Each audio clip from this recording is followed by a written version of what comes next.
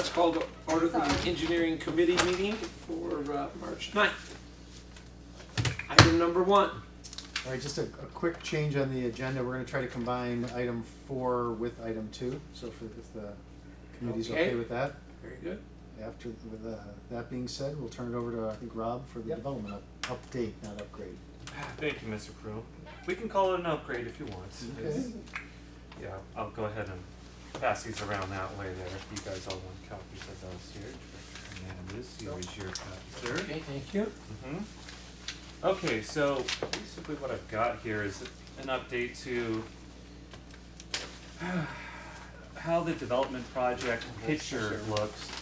And this is the end of the 4th quarter picture here. So there's been a few status changes, and I'll kind of describe some of those along the way if I can. But I'll start here with the construction projects, or the projects that are currently in construction. Those are the ones shown on red here. So I'll see if I can do this upside down here pretty well here. First one here is Bennett Avenue subdivision. Sorry, these are in green, not red like I said here. So Bennett, I believe you're right there. So that's just a small little single family project here, 3 different units. St. Paul Drive, you're going to notice a lot of these are in kind of what we call our Montiel area here off to the far eastern part of our district. St. Paul is a 4-lot subdivision. Vista Irrigation District's going to do water. We're going to do sewer on this one. Ray Court Development. So Ray Court here, it was originally in a couple different pieces. It's a total of 14 lots. I believe the board just saw this, or is going to see this staff report at the next meeting. They're going to be ready. They've got a construction agreement here that's ready to go. So they're coming real quick. And of course, High Point, which I think the board's got some updated presentations on, and we're currently in our study determine the condition of the infrastructure out there. Yeah, and that's item 5 on the agenda today too. So where's Walnut Hills Drive? So Walnut Hills Drive, yeah, that one for some reason isn't showing on our development list here, because I guess we don't consider this a development project here. We don't have a subdivision. New EDUs. And really quick, as you may recall, we're going to bring this to you twice a year, and basically they're in the 3 categories which are in construction, which means it's eminent. They're spending construction dollars. The second category, Rob, go and explain the 3 categories. So the second category is going to be everything that we currently have in plan check here. Everything here that is pre-construction agreement, basically. Once they start the plan check to when the plan check is complete, before we bring it to the board for the first time to approve the construction agreements. And all the planning projects are basically concept to anything we've ever done a study on, to just basically everything that we know is out there, but really hasn't got too far on their development yet. They haven't got plans together, for instance. We might have done a study on it. We might not have done a study, but they just haven't started a plan check. So it kind of gives you a timeline of, and then the committee also asked us to put some dollar amounts in, and Rob will go over the dollar amounts, so not only the EDUs, but what we'd be collecting in fees, capacity fees. And really the first group is, 1 or 2 years we'll be collecting these fees. Some of these small projects obviously a lot less, but something like a High Point project, it may be 3-4 years. But planning, it really goes out, what would it be, 3 to 5 years before we collect fees on that. And then on the planning side, it's kind of a who knows. Some of them will never happen, but obviously if a large one like Newland Sierra ever does happen, then that's a lot of fees. Although they didn't do well in the voting just last week. Right. So with that, why don't you go over kind of the fee structure, what we're looking at for at least the in construction and planning. So everything that we have in construction is, we tally the EDUs and the total capacity fees that it would translate to at the end of each, the construction plan check and the planning sections. So we're looking at almost $500,000 in proposed capacity for these projects that are in construction on the water side, about 325,000 on the sewer side that we're still looking to collect. Paid capacity, we try to pitch a number at that too. Now that number is not completely accurate, I'll warn you. That's kind of a guess there based on what we think their capacity fees are that they've already they bought it at. But you'll see here in my next example here, which is the 5th project on the list, El Dorado. El Dorado's got existing capacity that they bought back in the 50s. We don't know what the capacity fee was back in, so we're just kind of showing you a number of, this is what it would have looked like if they would have bought it last year, for instance. So with that, I'll jump into the planning projects. So these the plant check projects, and I'll start with number 5. So all of these projects are shown in this orange color, salmon, whatever we want to call it. So El Dorado, this is the first of the Richmar specific planning area projects that we have on the list here. So El Dorado is coming in. They're gonna redevelop for a total of about 39 water EDUs here over about 84 different multi-family dwelling units. They've already got quite a bit of capacity, but they're gonna need more to fully develop this project. Number 6 on the list here, this is our University District project. That's going to be Discovery Villages south here. This was formerly known as the Fenton project. They're proposing 220 single-family dwelling units. Montiel 6-lot subdivision, so we're going to go back to the eastern part of our district. This is just a small 6-lot subdivision. They've already paid for half of it, and they're going to finish up the next half. Well, it's probably within the next month or two, I would imagine, I would be ready to get into construction on that. Santa Leo Town Center, so still got one little project down here in the downtown Santa Leo area. They're developing that northeastern piece of the downtown area. Yeah. So that project, it's going to be about 12 different multifamily mixed use. So they have commercial on the bottom, the multifamily on top. Carl Strauss, this is just 2 blocks away from the office here. They're going to come in with their little tasting room here, and I guess they're going to have an area for a little backup catering service. They're not going to have a permanent establishment on site. Unfortunately, it looks like they might be delayed a year. That was the latest word we got, so we're all kind of a little bummed on that. What's the reason for the delay? I can't remember, to be perfectly honest here. People have been asking about it. Yeah. Yeah, for a long time. Yeah. Yeah, when I first heard about that project, I thought it was gonna be like their regional brew center, but it sounds like it's In much the smaller. beginning it was. Yeah. It Yeah. started off that way. So the plan that we've seen here, yeah, it's really narrowed down. It's going to have the parking lot on the east side. Probably the northwest corner is going to be where the building's at, and then they'll bring food trucks in probably just south of this. Yeah, so no brew center, nothing like that. Okay. All right, Palisades Estates, we're coming all the way up here to the northern part. You've seen this here quite a few times. These are these 19-family, single-family large lots that were proposed. This hasn't done anything recently. We do have that agreement, that construction agreement with them, and that'll last, I think, through the end of this year. We don't expect them to go forward on that. Yeah, this is one project that may or may not get off the ground here. Number 11 is green storage. So this is this proposed storage facility here just on the east side of Interstate 15. Unfortunately, the developer there doesn't look like he's going to be able to get everything together. So very good chance here by the next update this project's going to come off our list. And then the Murai development is number 12. So this in the Highlands here, kind of your twin projects. Murai is proposing 89 single-family dwelling units. They're moving along in their plan check process here, so this might just be a few months out, and we'll see if they'll be ready for a construction agreement.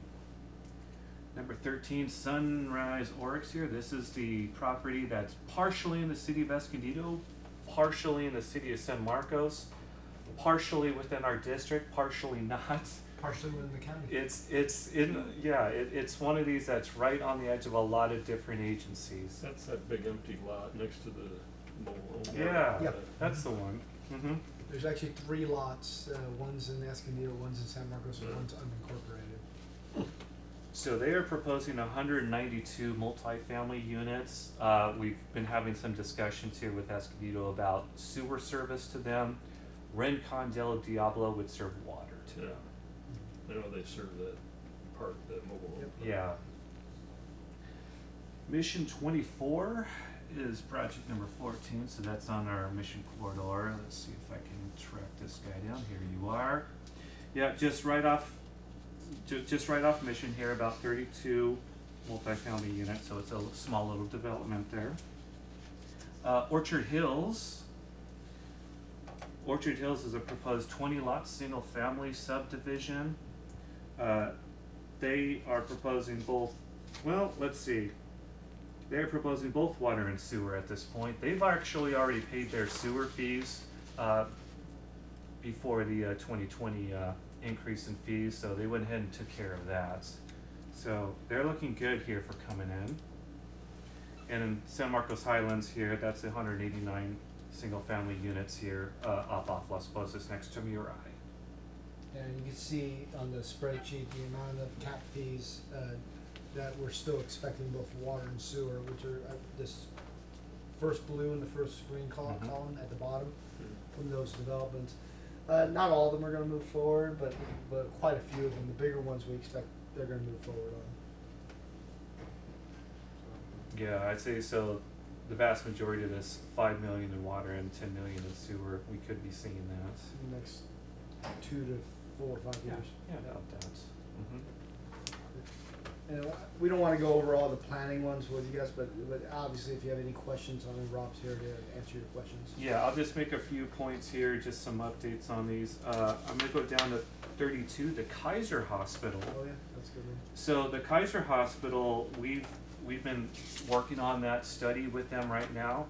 They are moving pretty quickly, and we actually have plans on them. So as of today, they're actually in the plan check stage. So we could be seeing a hospital starting construction here pretty soon, actually, maybe within the next year or so. And that's going in next to the existing. That's going just Kaiser. north of their existing little center out there. That's right. Yeah, actually that whole, what is it, the University Village, Fenton properties, Yeah. they look like they're going to be jumping from planning to plan check to construction pretty fast. And so, and those are, how many units do those University Village and all that stuff represent, do you know? So when you take the whole west side of this area here, we're probably talking in the 600s. I would take a stab at of units, because all of the University District West, this is all potentially something here that may or may not come in as well. They haven't come up with any individual projects yet, but we think it's just a matter of time. And then that's just right in this area. We're meeting with them tomorrow about high lines and moving water lines around, so they're, Yeah, they're the gonna start spending city's money. been heavily involved in this too. They're anxious to see the revised roads going. I think, are they gonna call it Discovery Street here that goes through their development? Yeah, that's gonna kind Discovery of to Echo. meander through there. Does it go along here? It's probably not gonna take this alignment. It's probably gonna kind of wave through there. They're gonna completely regrade this whole Yeah, site. a big hole in it. Exactly, Yeah. exactly. We just found out today they have 20 feet of Yeah. Yeah, we're actually That's a gonna big start hole. meeting with them tomorrow, I regarding know, their is there plans. some environmental stuff? I was driving by today and there's some big flagged Yep. off areas. Yeah, there's these little keys of Mhm. Like environmental area vernal they can get. pools or something. I don't know what they are, but yeah. Yeah, I know they're looking in the creek area right now. They've been doing some work, and they're actually using a couple crossings, which goes over our pipeline, so that's what our involvement, to go back and forth across the creek here from the development, to the boulevard. So basically, our next update, which should come in the August time frame, August to September time frame. I expect that you'll see some of these really jumping ahead, colors changing, and then we'll give you an update on those. But Yeah. some of these that we're talking about are fairly large projects that have significance to the district, both in CAP fees and workload. All right. And then we'll of course see what happens with the new one I Sierra think it's dead. after those elections. Voters have spoken. So B failed. They failed. Yeah, so what's their next Guess we option? did what they- I was asking don't know what he Nick at the last board meeting. He's like, I don't know. I asked Rick Giddings, and he just, hey, so what's the next option? And he just kind of gave me I don't know. So, Ah, We're hoping to To know in the reinvent next 6 themselves. months. Yeah. new project. all right. Item 2 and 4, CIP update. We're gonna have Mr. Lito do Lito's it. gonna start us off on this, Alright. and we're gonna move the solar project upgrade to be in the tail Yep. end of this CIP update. Hi directors, I'm just gonna refresh on how to get to our CIP projects. So if you, from our district website, so if you click on departments, under engineering, on the top right side of the wheel here is capital facilities. There's the active CIP projects. Once you click on that, a map of all our active projects will pop up. We currently have 9 projects, and once you click on one of the icons here, a brief description will pop up, and under the description is a link to the quarterly updates. A brief description again covering the project. Any quarterly updates for the quarter, any change orders that were negotiated, projected schedule that's passed, any outstanding issues, the vicinity map of where the project is located in the district, and a financial summary. Rather than going through all the 9 of our projects, we're just gonna highlight a couple of them.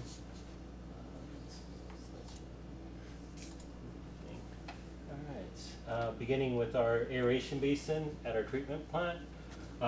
It's currently in our final phase of design. We're hoping to finalize it in the next month or 2. Begin advertisement in about May or June. Begin construction in about September, October. The biological selector is priced at $900,000. The aeration basin upgrades will be $600,000. So it's going to be one or the other option. The next project is our largest sewer lining project since I've been here. It's roughly 12,000 linear feet, 2 miles. We have 54 different locations, 5 spot repairs.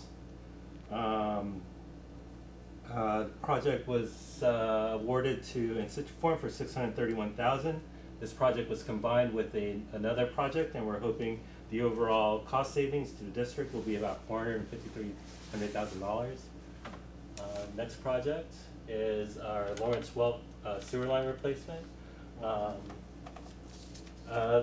About in October 2018, the Lawrence Welk line on Lawrence Welk Court, which is close to the Lawrence Welk Resort, that's on the other side of the 15. The 12-inch CMLC line broke about right here. We were looking at different options. We decided to realign the project. There's an 8-inch line that's out there, and we decided to just connect back to our existing 12-inch CMLC line up here. The line broke about right here, and it's traveling west to east over here.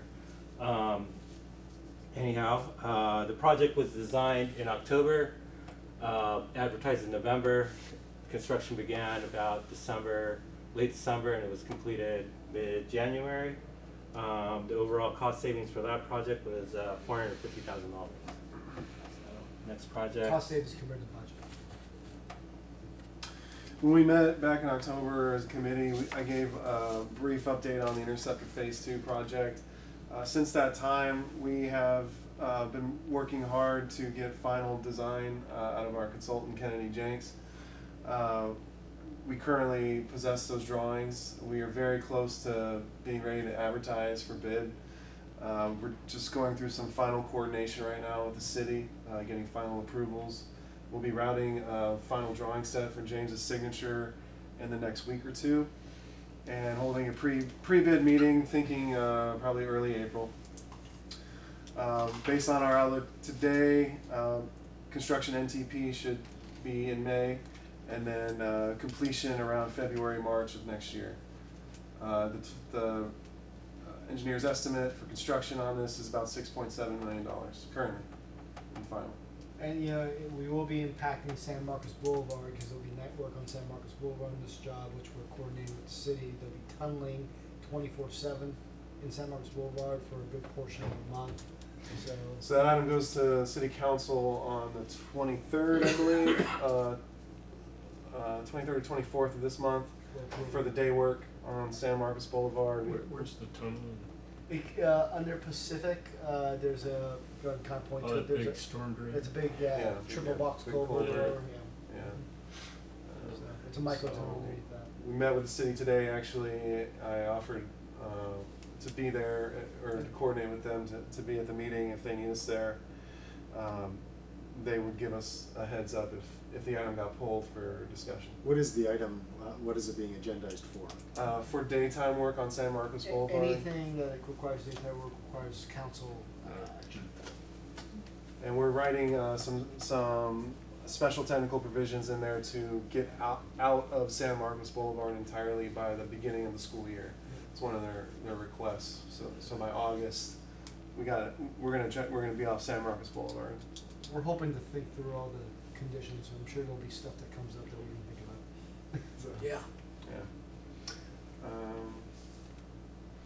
The Tres Amigos water line replacement up in our far northwest reaches of the district.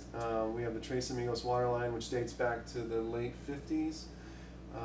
The line highlighted in yellow there is the initial scope of work based on as-builts.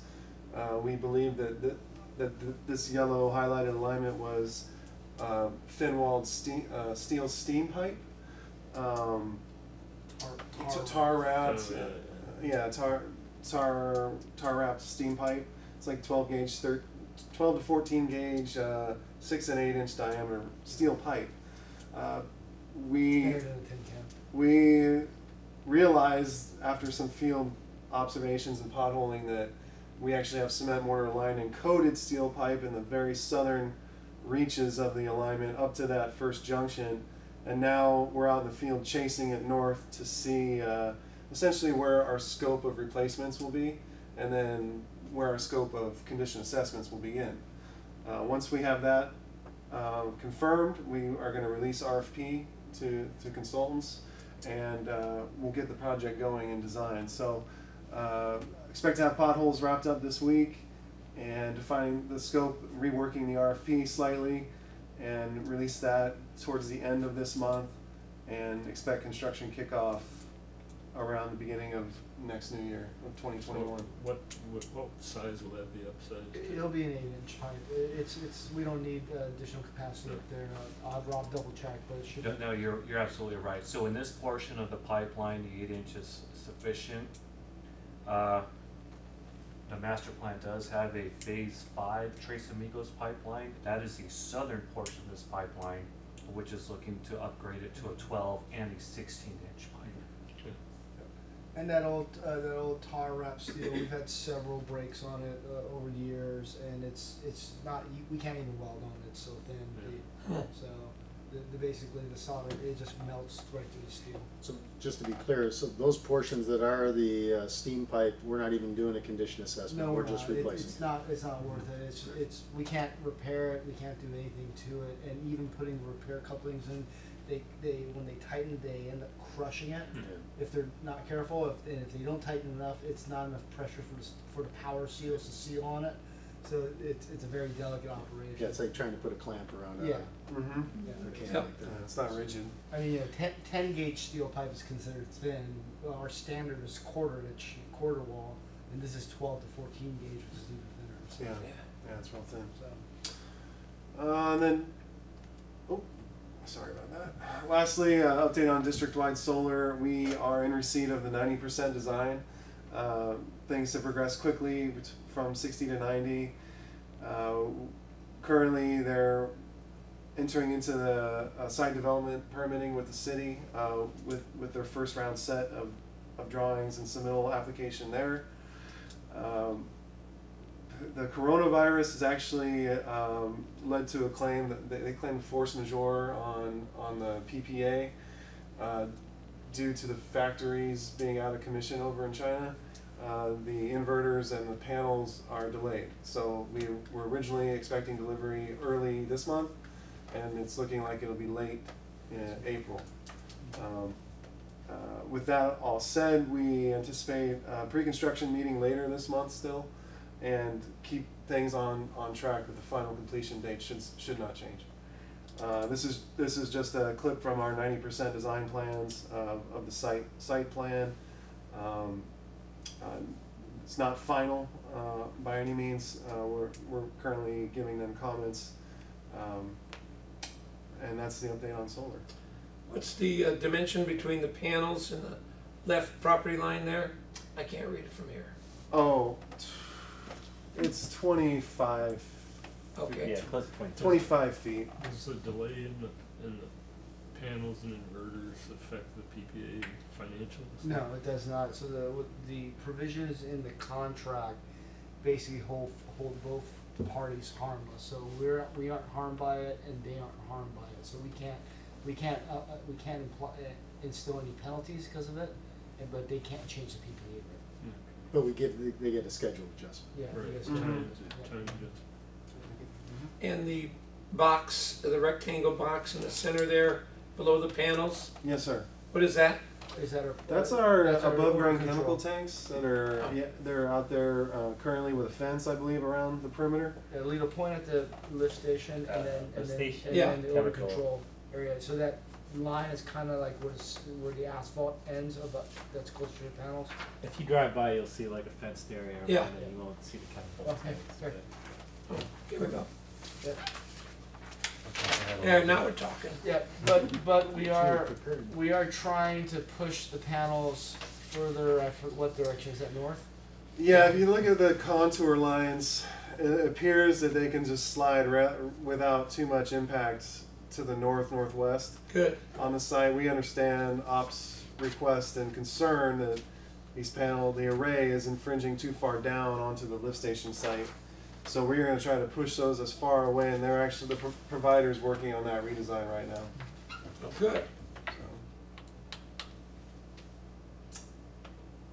So, yeah, and that's our update in capital. So. And again, this is we do this twice a year in the August-September timeframe. It's the year end, which shows the total change orders, the total.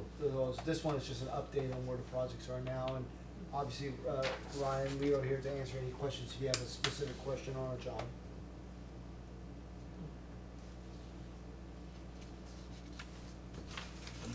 Director Hernandez is getting ahead to the next item. Just checking my options here. Yeah. Thank you. All right. Item 3. Septage. Rob, James, Thank you, okay. sir. Okay. All right. So this is our septage hauling station that we've been studying here.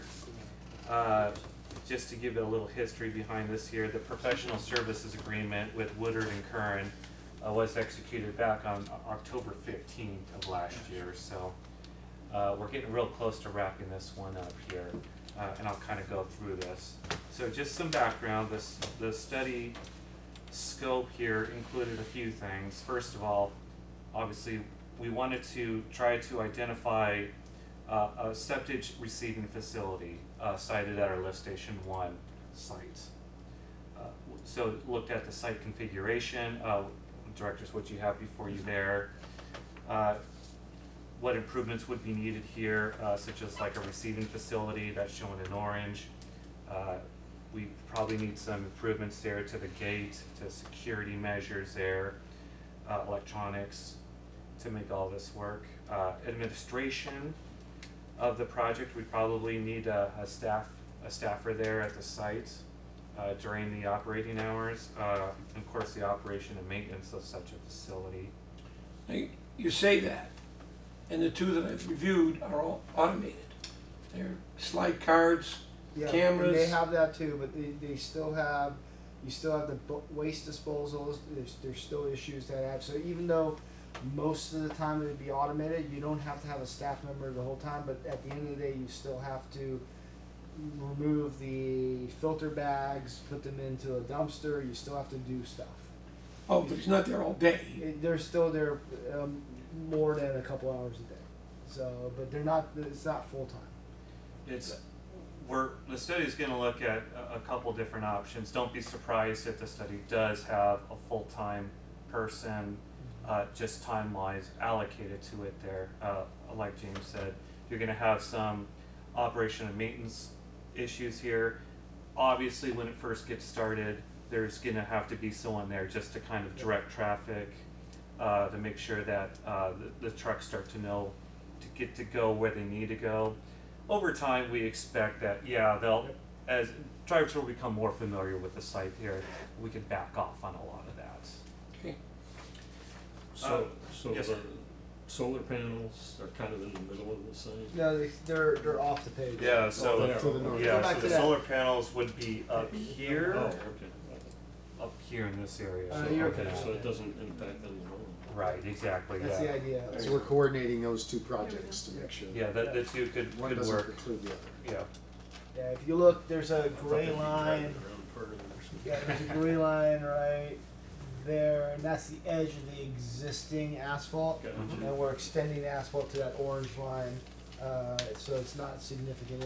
Yeah, a little bit of asphalt. We get kind of extension, close so on the they corner there. can- Yeah. Alright, so we talked about the site configuration. The study will also look at the financials, like our anticipated participation area. Is it going to be just within our district boundaries? Can we expand beyond that?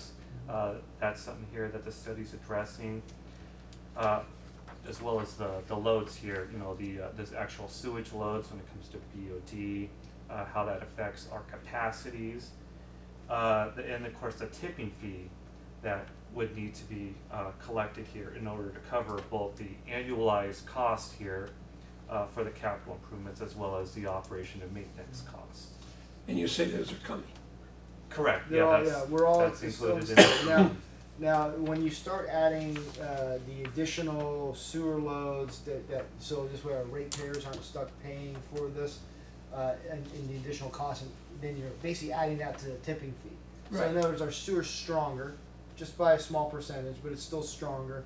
You gotta add that to the tipping fee. You gotta add up the capital investment to the tipping fee. You're adding up these guys. So there's a lot in the Encina study that was just kind of left out or ignored or wasn't applicable to Encina that is applicable to us. So those things are being added to the tipping fee. The other thing that we're making sure is because we don't want to bring a project forward to the board without really looking at here's the realistic case scenario or a worst case scenario, and then from there if there's savings we can figure out where savings are.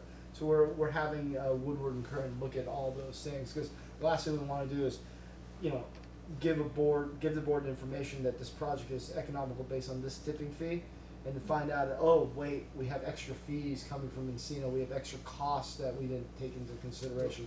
I'm wondering about, because we looked at citing it in Encina first, and Yeah. they kind of said, well, everybody said we're not interested. If you want to do something on your own, Yeah. that's fine.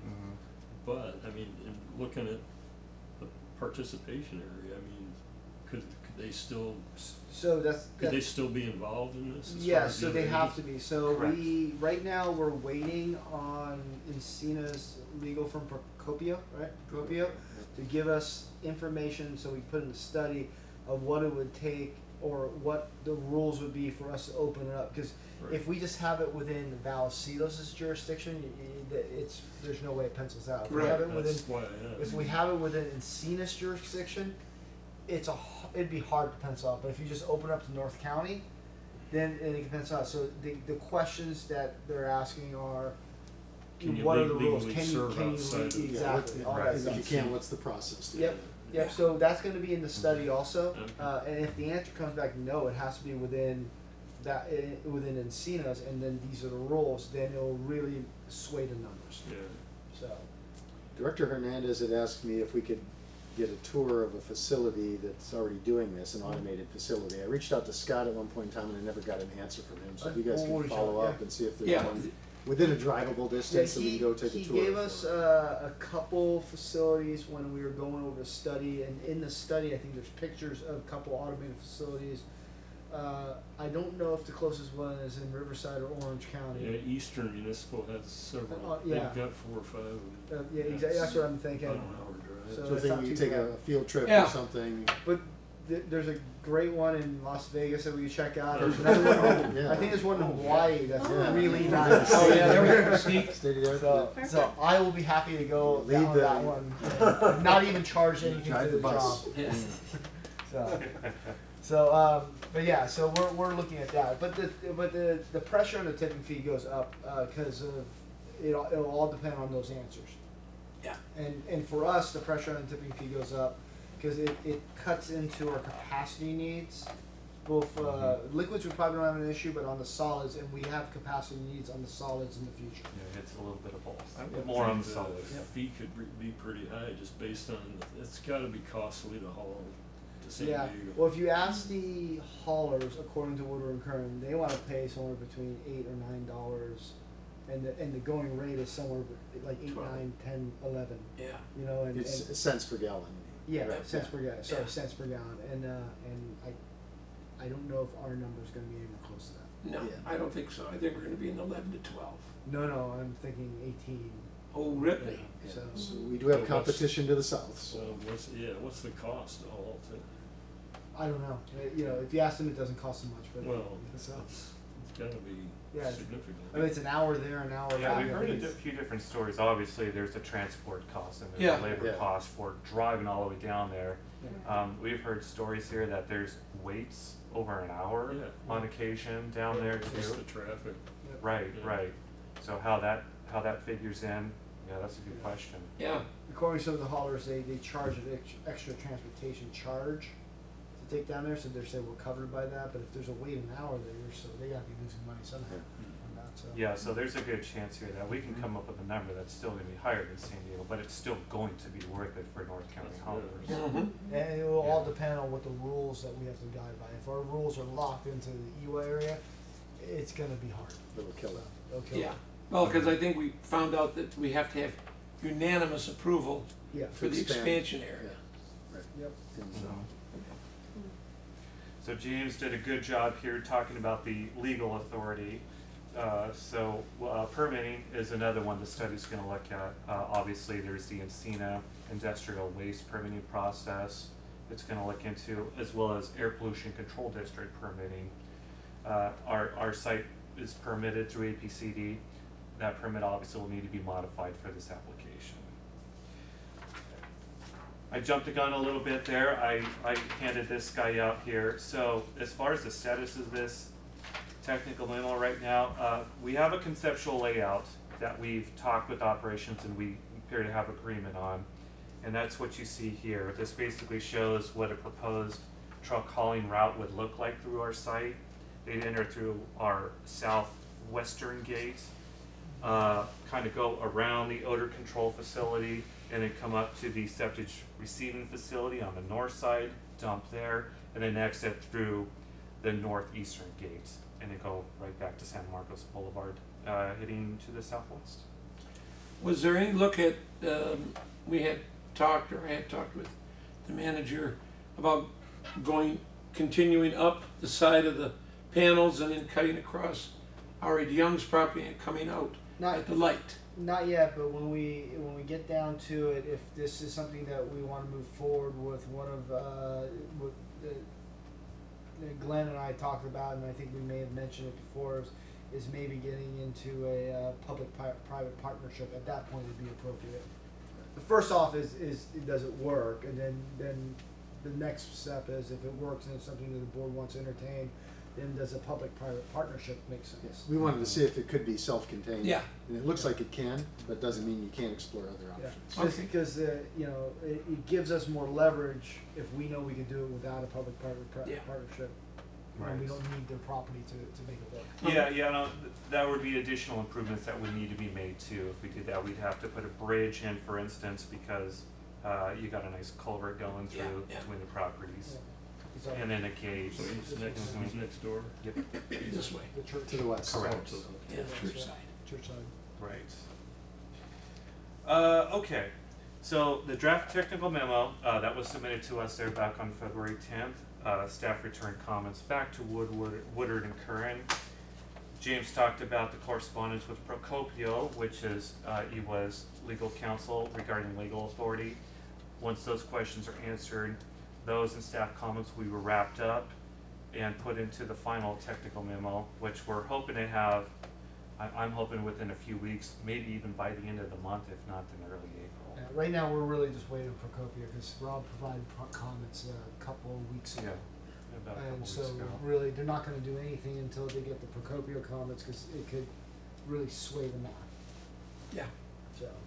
Mhm. Is the plan to bring it back to this committee then, when we're all Oh, done? we're gonna talk to you about that Okay. at that point, but it can be, absolutely. Yeah, so I think that'd be appropriate to kind of. Oh, yeah, close the because loop then we with can the determine committee. Yeah. Here's another if copy. it works, Yeah, should we go to take a look, road trip, then come to the board, what do we just? yeah, and you need, as a committee, you need to develop a recommendation if you want to, Yeah. to the board, so. Yeah.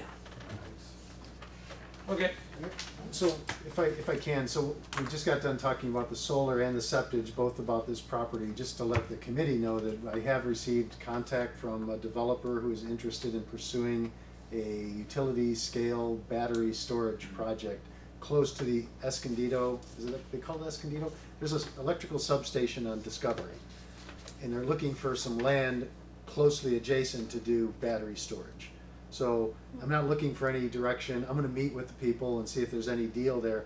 What I would suppose is that if they're interested in pursuing it, they'd have to relocate the solar panels on top of the battery storage to not, if we go forward with the solar array, you could probably put battery storage underneath it. yeah, Just to let you know that there's interest in that property for more than septage and solar electricity. Hallelujah. like you predicted the future. That's right. I saw it coming. Yeah, it's off Discovery, just Yeah. south of the school there. Yeah. Yeah. So, and you guys are very familiar with what's going on at EWA with the Oh, battery yeah. storage, so. No, that, you know,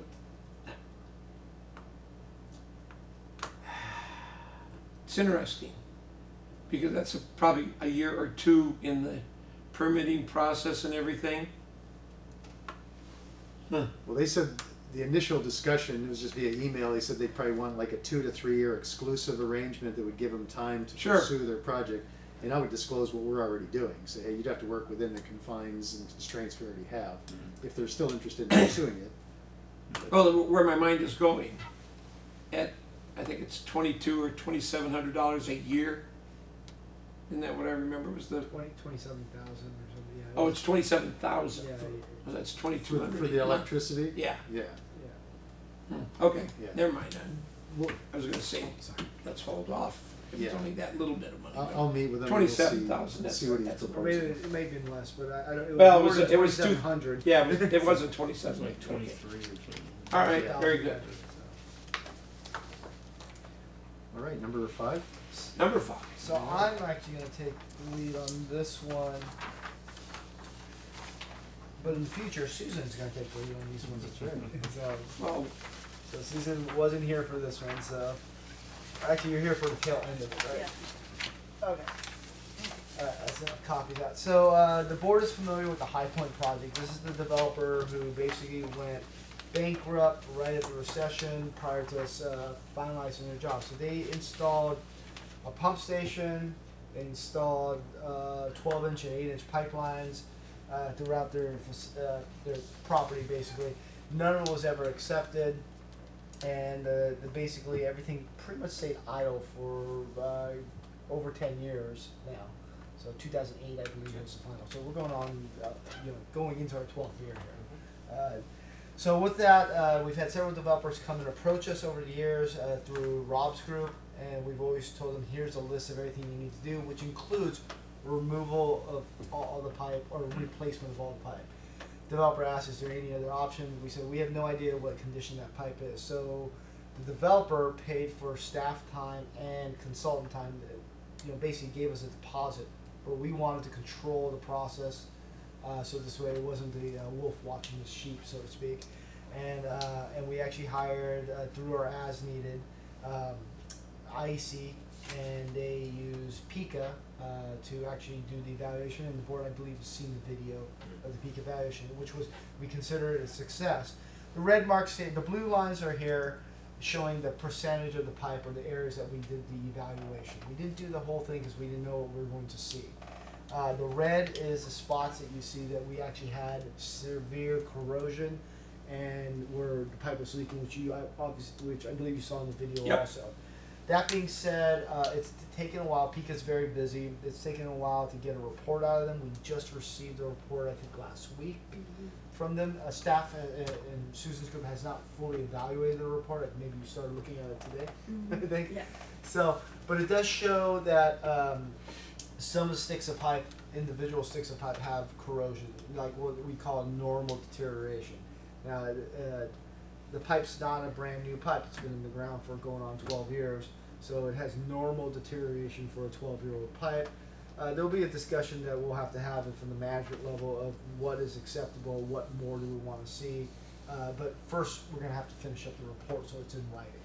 So that's kind of where we are. Overall, though, from an asset management and a condition assessment standpoint, we were very happy with the results. This is something Susan's working on, both for our steel pipe, which we talked about the Trace Amigos line.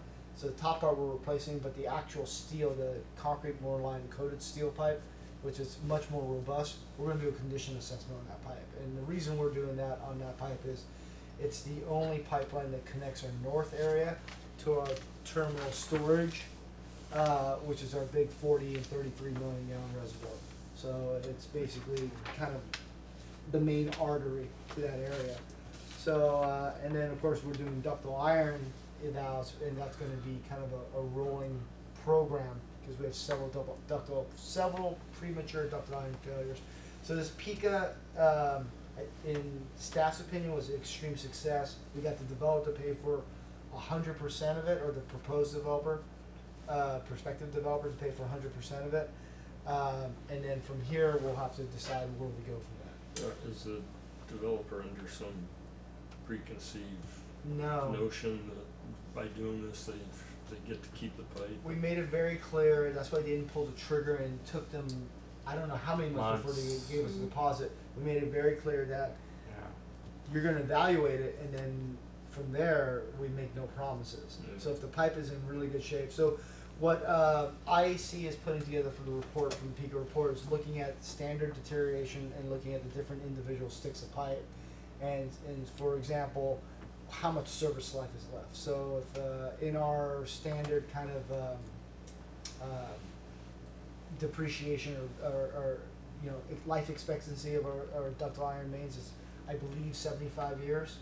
So is there 40 years left on the pipe? Is there 50 years? And then there's going to be a decision to make of whether what's acceptable. If nothing but 100% is acceptable, then everything needs to be replaced. But is 60 years of life expectancy acceptable based on this analysis? Then maybe we'll take a look at that, and they have to replace individual pieces. The other thing that, from my recommendation to Glenn, and probably my first blush to the developers, we're going to want everything evaluated before we move forward. So, yeah, because the rest of the line here. Yeah, this is all part of it, right? Yep. yeah. However, we picked the worst spots. The most amount of utility crossings were here. There's a hump in the line here, so there's a better chance for an air gap. While everything is submerged and under pressure, this is kind of downhill. This is uphill, and it kind of flattens out. So it may be something in between. Maybe you replace. Maybe most of it's okay, but you replace one section or something. Yeah, there may be. Well, I'm not committing to anything here, but what I'm getting at is, if we find that a majority of the individual segments of the pipe are in good shape, and they have to go in and replace 20 or 30 or 40 sticks of pipe, then that's great. If there's no appetite for that, then there's no reason for them to do the eval. So basically, this is a trial run of an 8-inch section and a 12-inch section of where we thought the worst case scenario would be. And then there will be a further discussion on what the district is willing to accept. So if the district's not willing to accept anything but 100% pipe, then there's no reason to force them to do any more evaluation. So, And this is all ductile iron, you said, right? all ductile iron, yeah. So, but that's pretty much it. I'd be happy to answer any questions on on the PICA assessment. But this tool impressed us both in the field, and we're evaluating the report now. It seems like right now it's probably the premier tool to use for very high quality linear assessment of metallic. Yeah, to me, the most impressive thing is when you ran the tool through the pipe and you identified suspect locations, and then you dug it and determined it correlated well. Yeah, That was a really good experience for us. But in the report, and I took a look at it a little bit last week and a little bit today too. It shows areas of the pipe's in good shape, but there's the density of the metal is not that of new pipe, so it's less dense because there's been some deterioration of the pipe. So now this stick or these two sticks we know is not 100% compared to the other ones around it, and that's where we're going to have to really take a look at. So there's going to be some tough decisions or tough conversations. Okay. I think the hope with this, you saw the videos, you saw that big sea snake that they put through there.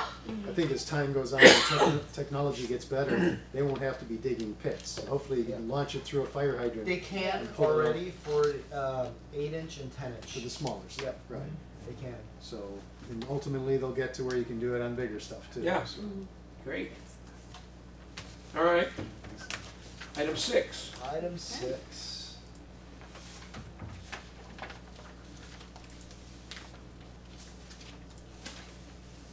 Okay, well, thank you. I'm very pleased to be able to present the asset management roadmap to you, give you a glimpse into where we're going and what the asset management program is going to bring to Vallecitos. So, thank you very much. Check my time here. Oops. Susan, how long have you been with us now? About 4 months. 4 months. And we got nothing but experience on this. 6 months, 4 months. Yeah.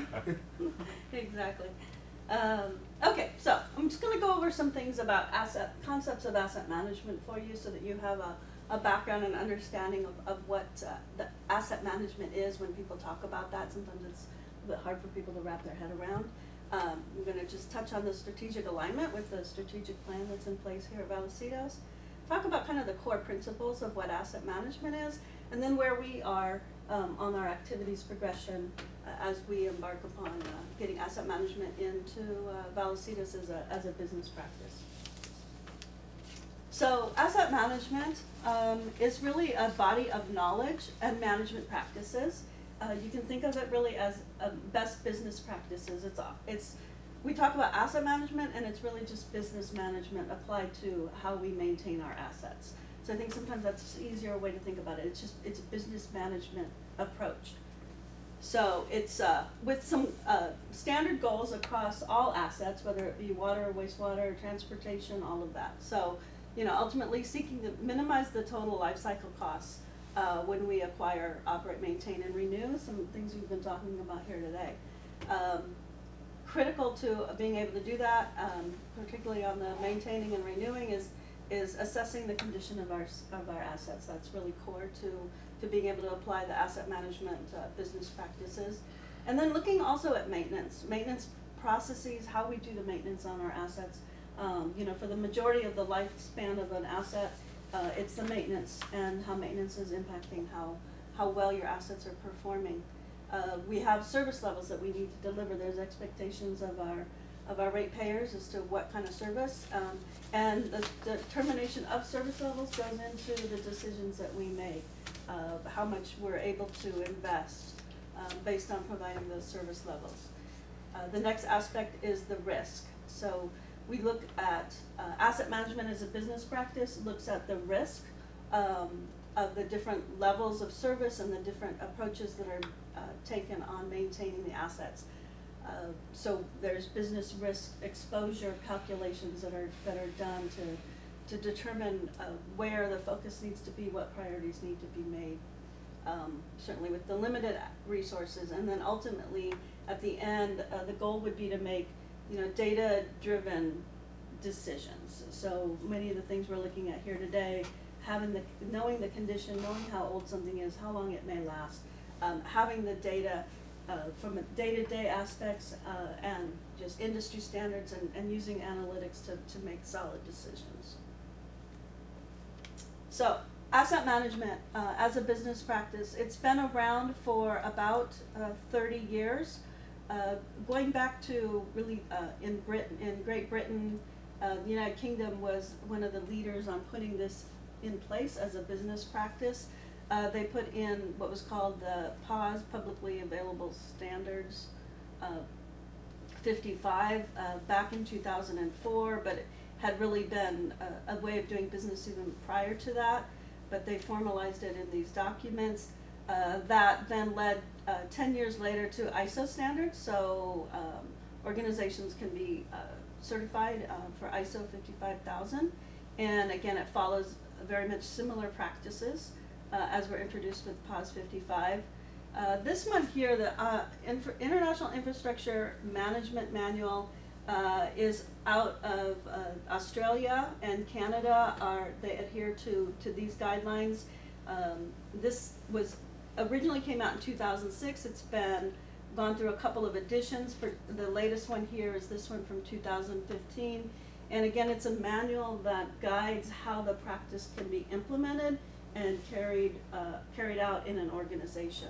Very good guidelines, and there's a lot of formality in the practice that's already been established, particularly in these outside of the United States. However, within the United States, it's really, the concepts of asset management are really starting to take hold. And in fact, for the Department of Transportation, in 2015, they mandated that every state have a transportation asset management plan. So you can see that it's starting to creep into the way that business is done for managing, high, asset intensive types of industries, public agencies, etc. And with that too, so the EPA, particularly on the water and wastewater side, back in 2003, in fact, they were quite active in trying to get the concepts of asset management in place, put out a lot of guidelines and a lot of training. And then more recently, the water associations, AWWA, WEF, etc., have developed quite a few guidance documents. There's computer programs that they've put together. The Simple is an example of one. The Asset Management Definitions Guidebook, just a lot of definitions and ways for the way asset management can be applied in the water industry. So it's really starting to take hold as the way that business should be done. Okay, strategic alignment with Vallecitos' actual plans here. So strategic focus area 1, infrastructure integrity, is really calling out and describing what asset management is. This is proactive maintenance and repairs resulting in increased safety, reliability, and ultimately decreasing operating costs, with the goal, of course, of reliable, proactively maintained, adequately funded, anticipates future demands. So that really is quite wrapping up phrases that are asset management focused. And then we had two strategies. One was under asset management, which was, this side here is really quite focused on the systems, like the computer applications and systems, data and asset inventories. The core knowledge of your assets is really contained within these systems. So it's critical to have a strong system in place to have a place to hold all of that information. We do have very strong systems. Our CMMS and our GIS are very well developed here, and we have some enhancements that we'll continue to make, but they're ready for us. And then critical item here, which is of course the replacement schedule. So that's what our goal is.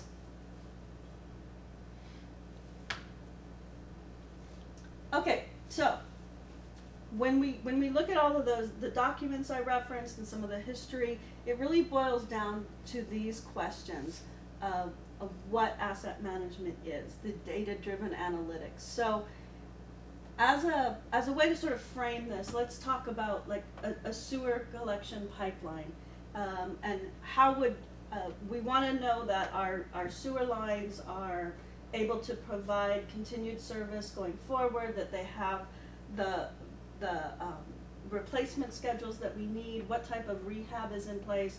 So let's talk about, say, a sewer pipe that was put in 1992, it's VCP, where is it, etc. So that's really the first question that we look at from an asset management perspective. What do we own? How many miles, how many individual sticks, etc. of sewer collection pipe do we own?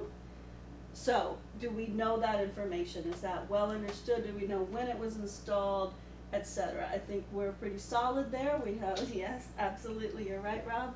We definitely know what we have, which is a good thing. And then where is it located? Again, also really good shape. We know. You got that one. We know where all of our sewer collection pipe is located, and we know when it was installed. We know what the size is, etc. We know the core basics of the sewer pipes. Now, what condition is it in? Now, do we know that for every stick of sewer collection pipe? No, but we do have a lot of good information. But can we give it a rating right now? Do we have that information? Do we have a standard scales that we use? So there's a couple things that we have in place that are contributing to that information base. Certainly we do the CCTV. We CCTV the entire system every 5 years or more frequently than that. Every 18 months. Yeah. So with that, I mean, we literally have pictures of the, you know, I'm sure there's maybe a few areas we miss, but every stick of pipe we have a picture of, and it does get the ratings assigned to it. The standard industry standard ratings are assigned to that pipe. It's pretty good there. It is really good. So that's sewer pipe. But as you may be aware, sewer pipe is a lot easier to go and look at. We are not able to have that opportunity to just go in and look at our water pipes. And again, asset management is applicable to all of our infrastructure. But in this, for the condition of the sewer pipes, we do have good information. We also clean the pipes every 18 months. And with that, we know what it is we're pulling out, what's the condition, that's almost a maintenance, when we talked about the maintenance aspect of asset management. The cleaning process is a preventive maintenance activity, but it also informs the condition of the pipe. So condition isn't just the condition of the physical pipe itself, it's the overall condition of the entire asset. Is there, you know, maybe certain lengths of pipe have been clean for many years, but let's say there's some development upstream and there's a bunch of fast food places that went in, and so you might have some grease being introduced into your system that hadn't been there. So all of that goes into informing you about the actual condition, the operating condition of your assets, which feeds into the remaining useful life. So we really, for all of our assets, what we need to do is take all of that information, the condition, the current age of it, etc., and determine what its remaining useful life is. We need to know its true. And then this is not just based on age, it's based on the condition and the analytics. So it's based on what you see, what's being done to that pipe, and the information that's coming out. Because certain pipes that are in standard areas that have no issues, and you know, the useful life will exceed the industry average. Mm-hmm. Certain pipes that have, you know, on a sewer line, for example, that has a high amount of fast food restaurants, or very shallow, there's a lot of solids in it, it takes a lot more cleaning effort, which helps erode the inside of the pipe. It's cutting down that useful life. So that useful life is not just a standard based on age. Mm-hmm. It's based on the information we actually receive while doing our maintenance. Yeah, and that's really critical because, again, the next question, which is how likely is it to fail, we need to know that, because then it helps us to direct the funds that we have to the right assets. So it isn't always just age-based. It may be a newer pipe that has a lot of, you know, things going on with it, like we say, a lot of cleaning occurring, and that's reducing its useful life, making it more likely to fail. For every asset that we own, all of the water and sewer lines, but also all of the above ground assets, the pumps, and you know, everything that's, you know, your tanks, everything that you have that's part of Vallecitos' infrastructure, everything within the fence lines of your pump stations, everything in the fence lines of MRF, we need to know and give it a rating of how likely is it to fail. And then the next step would be, what's the consequence of that failure? Oftentimes we can't do too much to change the consequence of the failure. If that sewer pipe is likely to fail, it's likely to have an overflow on it. We can't move without redoing it, right? We can't just move the pipe, and let's say it's on San Marcos Boulevard. The consequence of a sewer spill on San Marcos Boulevard is going to be greater, but we can't really affect that rating. So when you do the business risk exposure, the only things you really can affect is changing the likelihood of the failure. So that goes into those analytics. Talked a bit about the desired level of service. You know, do we want 0 spills and 0 water main breaks, or are we accepting of, say, an industry standard number? What is it that the board feels is the number that we need to be at, because that's our target. And again, it may not be 0 and 0, because there's a cost to that. And then again, what maintenance should we be doing as we go forward? Like, think of it like on a pump. You know, how much every time you go and work on something, you're affecting it, and you might be introducing another problem. So you have to assess how much maintenance you ought to be doing. So that's part of what the asset management concepts are. And then again, what's the capital investment we should be making? The goal of asset management would be to look at like maybe a 30 to 50 year chart for all of our assets, and determine what is our funding requirements, and then how do we go about obtaining the funding, and is there rates that we look at now? Is there reserves that we look at now? If we change that, you know, in 2020, what's that do to our replacements in 2035? And asset management applications and plans can do that and model that.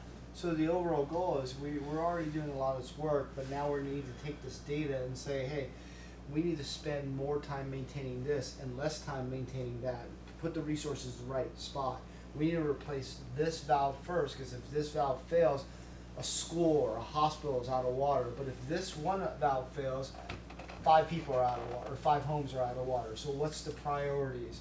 So this way, with the plan, you could basically focus your resources to the higher risk, higher priority items. And then, you know, if we have redundancy in a system and a pump fails, that's okay. We'll go back and fix it later.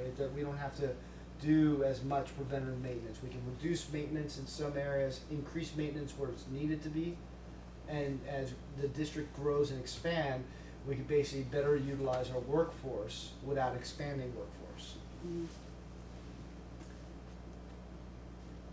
Okay, so this is our progression of our activities, where we are going to prepare, we're going to develop, implement, and perform. And once we get to perform, it's just an ongoing aspect of, again, the way that we manage our business. So, on the top here, these are the percentage this is my initial assessment based on being here for 4 months and what I've seen. So this is definitely not a scientific approach. It's just, you know, I was the asset management program manager for the city, for City of San Diego for many years. I have a lot of experience with these systems, and just my gut feeling, quite honestly. So it's about a C minus? Yeah. No, so Plus. now, but you again, we're at the beginning of our asset management path, right? So we wouldn't be over here at 80-90%. That wouldn't be where we would expect to be. We have a lot of the data and the information and the inputs, so that's why you see over here, we're pretty good on these things. We've got the condition assessment consultant on board. We've talked earlier about moving forward with some of those assessments. So this is about a 3-year. 3 to 4 year. About a 3 to 3 So the year, rehab and 4. replacement schedule is roughly maybe halfway there. Yes, so right here, the implement is where we've got rehab and replacement schedules, the actual asset management plan, where that's laid out, the business risk exposure level, that's right here, and that's really the core of it. Once you get these condition assessments, useful life determinations, business process mapping, which is looking at how we're doing our current businesses and optimizing that. But then we get into here, which is probably around, toward the latter half of the second year. I guess a good way to say it is the blue and the orange or whatever, kind of prepare and development. Those things are happening in parallel. Some of the implementation will happen in parallel, but then as you develop the plan, the remainder of the implementation really happens at the end of the plan, and then the performance is ongoing. You continue to do condition assess. You continue to relook at the system. You continue to put your resources where you need it. Yeah. So I'm used to having a master plan developed for new capital facilities and then one for replacement of facilities. That's exactly what this is. That's, Yep. Mm-hmm. There'll be the asset management plan will have several key outputs. One of them will be a proposed replacement schedule based on the plan, and then staff will track it based on actually what's going on. So we will know if we're extending asset life or assets falling short of its expected life cycle based on those whatever conditions we find. Yeah, and then that feeds into then the capital plan going forward, and it just becomes a rolling plan. And our reserves. Mm-hmm. right. Yeah. So, Yeah. it has to be taken in with the Mm-hmm. new capital facilities to get the overall picture of Yep. what financially is needed. Mm-hmm. Yeah, and you can extrapolate out based on how much funding is available, what effect that may have 20, 30 years down the road.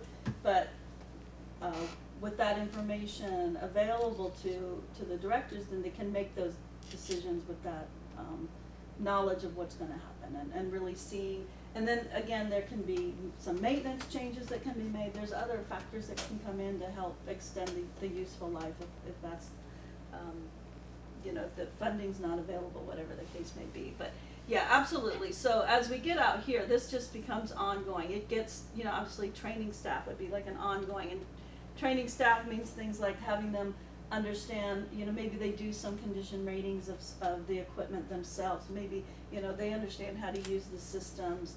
On the engineering group, we understand how to use the asset management tools to do this, the forecasting, as we go forward. So I think it was is it the EPA training that assigned criticality? Yep.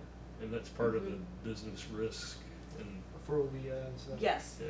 Yes, yeah, so it's the, you can look at depending on if you wanna look at like redundancy, like within a fence line of a plant, you can look at like if there's redundancies and then rate your criticalities that way. Or you can rate it based on, again, the consequence, which it's really built into the criticality, into the consequence of the failure. Mm-hmm. So we haven't crossed that bridge yet. So one of the things our system is we have our hierarchies, we have our system set up, we know locations and the asset information. So we have our assets, we identify them, we know what size they are, we know what model, we know where they are, and we also know what maintenance has been done on those assets, especially the ones that are above ground, pump stations, so on and so forth. Yeah. Mm-hmm. Okay, now the next step is where is this in the priority for the district? And what happens, what's the consequence if this thing fails? Mm-hmm. So that's the next step. We're gonna build that stuff into the system, so then from there, we start prioritizing. We can't prioritize now because we don't have all that in. Now, the guys know it. I mean, our guys, we have very experienced staff, and they're doing this already, but a lot of that experienced staff is gonna retire. Yeah, absolutely. I mean, nothing's at 0% here. So a lot of this, like James said, a lot of this information is known. I mean, we have a very well-run system and very knowledgeable staff. But this is creating that asset management plan. It's like the same thing as you wouldn't, operate without a capital master plan. So the asset management plan just applies that to your existing capital. Is what master plans may, in a lot of places, they're looking at capacity, dealing with growth and capacity. The asset management plan is really focused on what you already have in place and how are you going to keep it performing. What do you need to do so that it continues to meet the service levels of your existing, user base, if you will. So can we prioritize underground assets in this whole process? I mean, what causes me to lose sleep is... So our linear assets are basically our underground assets, Right. So all our water and sewer lines. And so we've done a really good job of tracking maintenance of our above ground assets, Right. pump stations, treatment All plant. I'm saying is let's not focus on those because they're easier to do. I've Right. gotten into this trap in the We're past. focusing on our linear. We're doing both, Yes. but the good news is our above ground or what we call our vertical assets, it's fairly well developed already. And Susan's goal is to get our linear assets caught up to our above ground. Okay, So since the that's above good ground to assets, hear. I yeah. think we need to really prioritize it. Yeah. Yeah. I started to say I'm losing sleep over all these aging pipelines that, Right. Yeah, that and we're let pretty young. loose all at once. Yeah. Major intersections Yeah, you're cause absolutely. a lot of heartache for a lot of people. We had a bad couple years. Yeah. Well, it's not going to get any better. I know. Right. As things age. So. They So- get older. But Yeah. now we have, by the end of this fiscal year, you'll see in the budget for next fiscal year, moving forward on actual implementation of condition assessment. We're working with Ryan's group, working with our inspections group, working with operations. So we're going to be looking at ductile iron. We're going to be looking at our critical arteries, like our big steel lines that connect to our different aqueduct And those connections. things that we've had premature failures. Exactly, and then we're gonna Right. start prioritizing, and then there will be some decisions that we'll talk about through committees and the board on where's our level of service and our appropriate funding level, because we can't go out, we don't have the capacity just to test every single pipe Right. in Right. a 5, 10, or even 20-year timeline, so we gotta have to prioritize it and figure out how much resources do we wanna put in, and we're not there yet. We're gonna put some placeholders in, and then it'll develop over time. And Susan mentioned one of the primary goals is to lower the life cycle cost of all of our assets. Yep. Yep. But you're gonna have a huge investment up front to help you get there. Right. All the condition assessment and the planning activities. Mhm. We're gonna see a spike in costs that we wouldn't have otherwise seen, but in the long run, it'll pay off. Right. Yeah. And we're doing some analytics already. We're looking at like 10 years of water main break data, and then we actually got lucky and we identified a water main break before it happened recently. So that's a good test example of what it costs to go out there and do a spot repair compared to a reactive repair. Yeah. So we're gonna come back. Rebuilding city Yeah, streets.